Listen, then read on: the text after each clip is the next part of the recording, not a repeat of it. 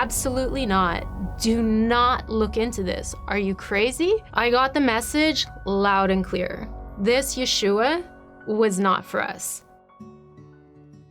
I grew up in a family that was, I would say, like conservadox. My mom grew up Orthodox, my dad grew up Reform, and they kind of switched places. My dad became more Orthodox, and my mom became less.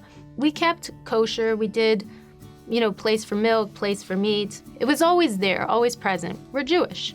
And I was very happy to be Jewish, and I never wanted to be anything else. I used to go to shul, and we'd sit there and we would pray along with everybody. And I'd keep up with the English because I didn't always understand the Hebrew. And a lot of the time I could feel God's presence there. I just felt like God is here. But then I would go and I would pray and I wouldn't hear back. I liked synagogue. I loved the liturgy. I loved the tradition. I liked even keeping Shabbat, which, isn't always popular. But I liked it. But there's a certain emptiness that was there. It's like, there wasn't power. We always talked about God theoretically, but not personally. And I was so hungry for that because that's what you see in the Tanakh.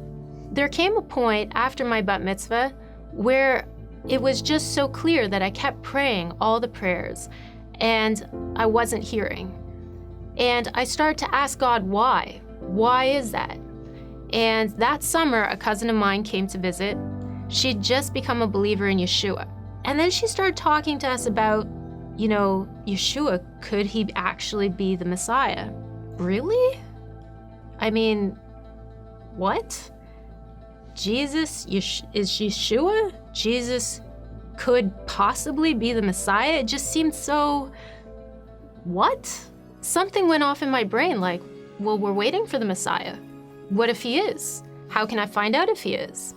I went to church with her once, just because I was curious. And it was crazy.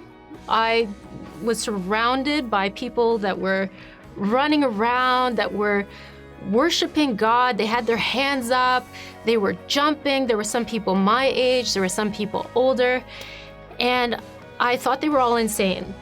And I was not at all interested in what was going on. But I felt something different. And then my dad found out where we had been. All hell broke loose. My dad freaked out and nearly kicked my cousin out of the house, and she was staying with us. He did not speak to us for 2 weeks. I talked with my sister and my brother because, we had all been together. What do you think? Could he be the Messiah? And my sister was horrified.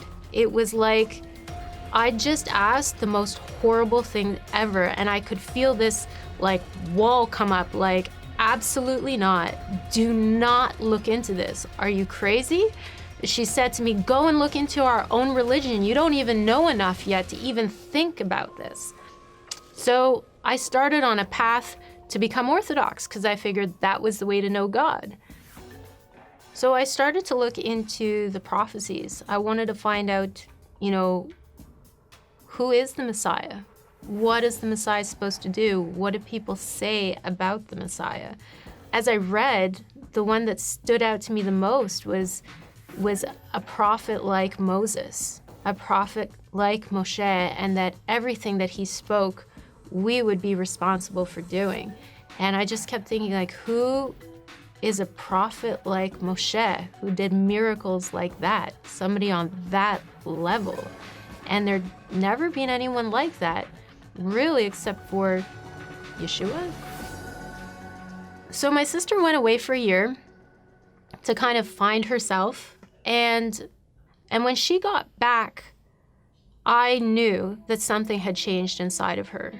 I noticed such a difference in my sister. And when you grow up with somebody, you can really tell when they're faking it or when they're not.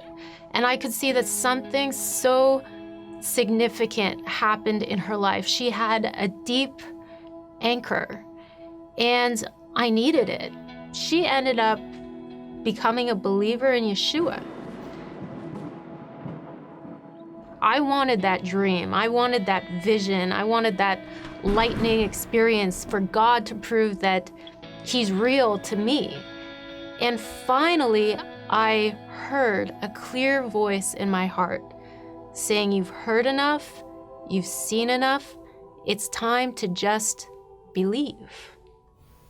I couldn't deny that Yeshua was real, but I was faced with this dilemma of my dad, my friends. What's gonna happen? It was such a big struggle in my heart. You know, do you go with the truth or do you go with what's comfortable?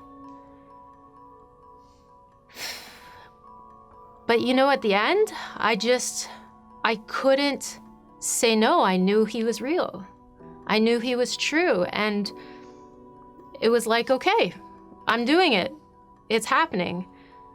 My dad was like Mount Vesuvius erupting. He was so hurt.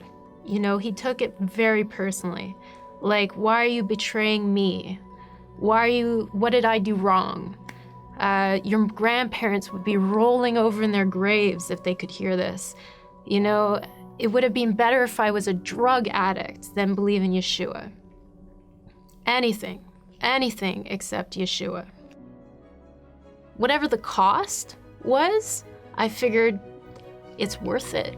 I love my family more than anything, and I want them to accept me. But sometimes when you say or you choose a side, you have to choose it and you stand on it. I mean, to have a close relationship with God, the truth is worth it. Life with Yeshua would be worth it.